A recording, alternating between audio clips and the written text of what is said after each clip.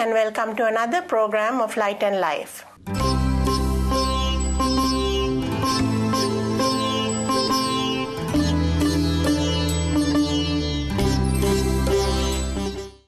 Next, we have a discussion. Bandhu talking to Kingsley Edrivira.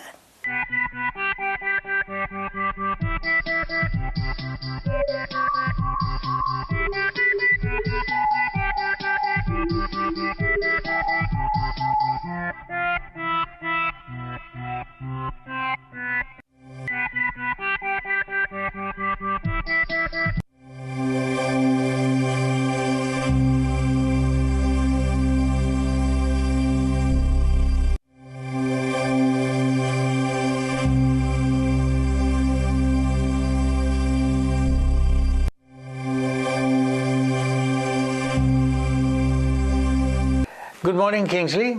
Morning, Bandhu. Kingsley, for the past few discussions, you selected few topics which are of importance to the people of third age.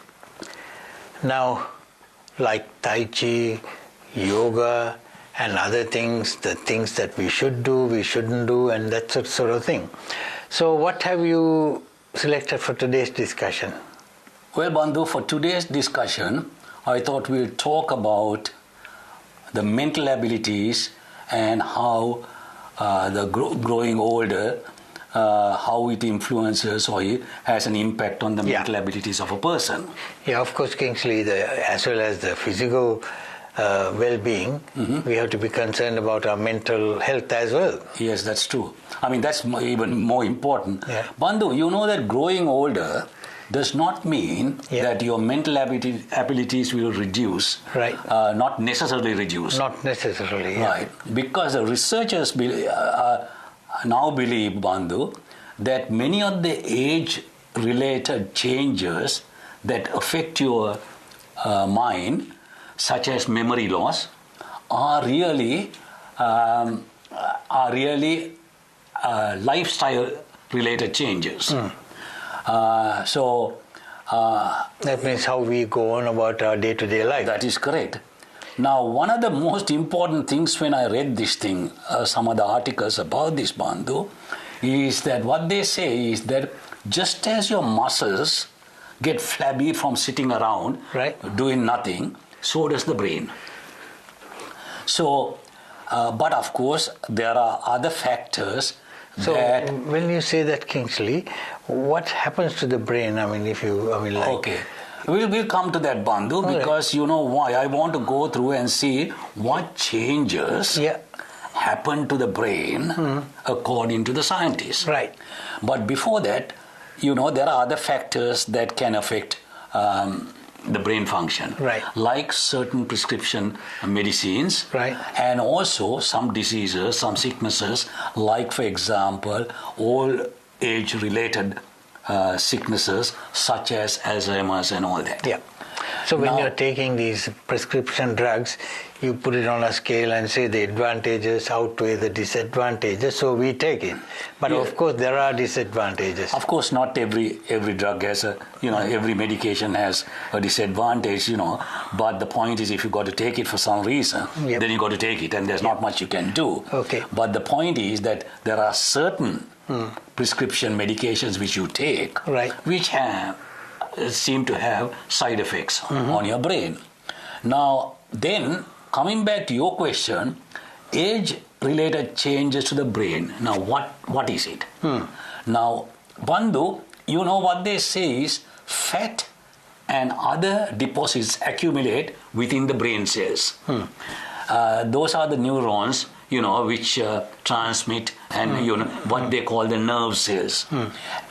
And then these fat and other accumulations hinder their functioning. Right. And also the neurons can die too as... That is correct. Now that was the second point, Bandhu. These neurons that die from old age are not replaced. Right.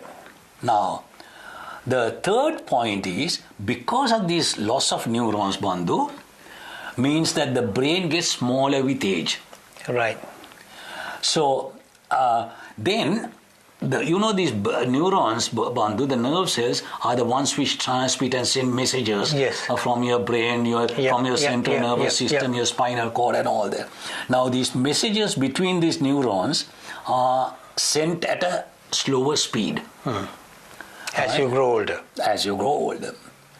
But so those are the ones, to answer your first question, what happens to the brain.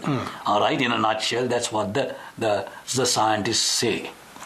Now, then, the question is, or the good news is that the brain, they believe, can adapt itself.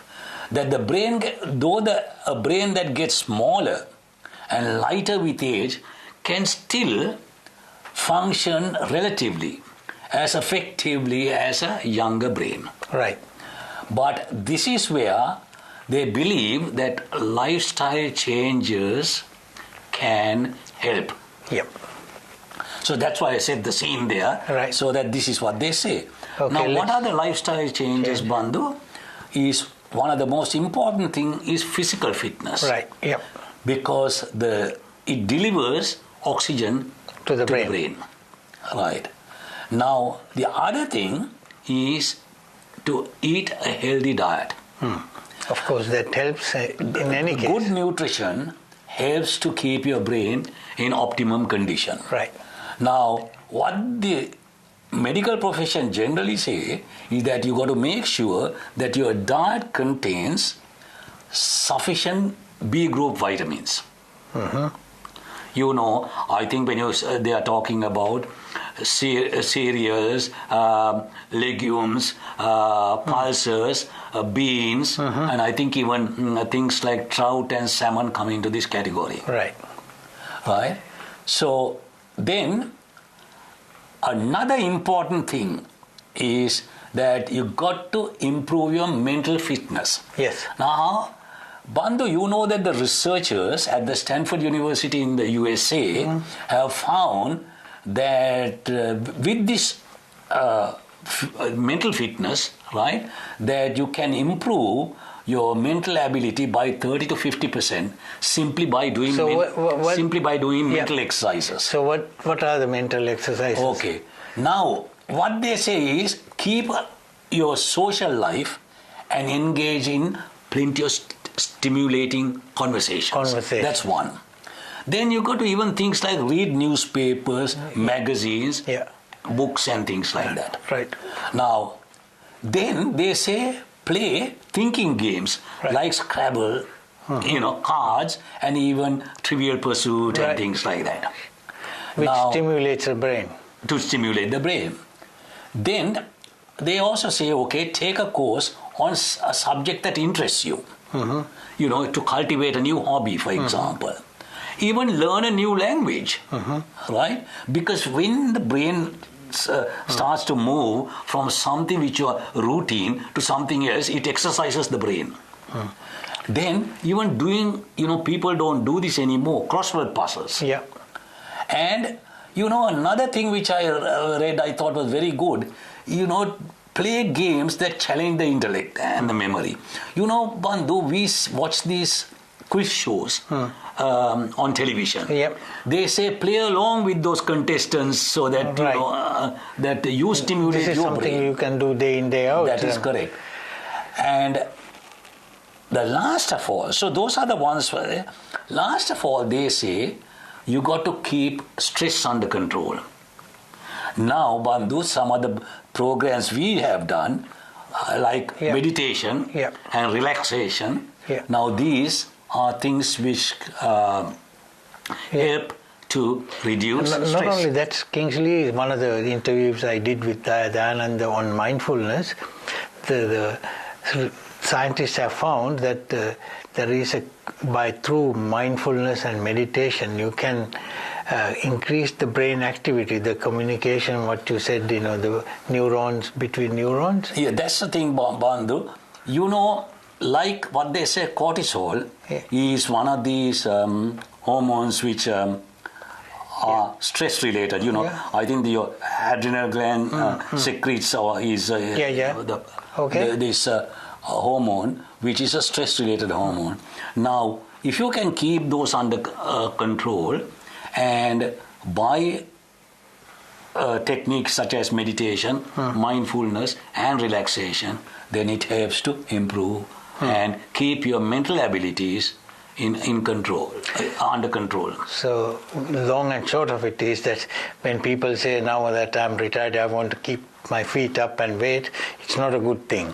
No, as I said at the start, Bandhu, like the muscles getting flabby by doing nothing, just sitting around, the brain also gets, goes into that condition. So if you want to live longer and lead a good life, quality life, you be active physically and mentally. Yes.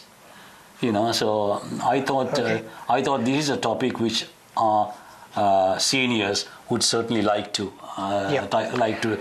hear about. Okay, thank you, Kingsley. Thanks, Bandhu.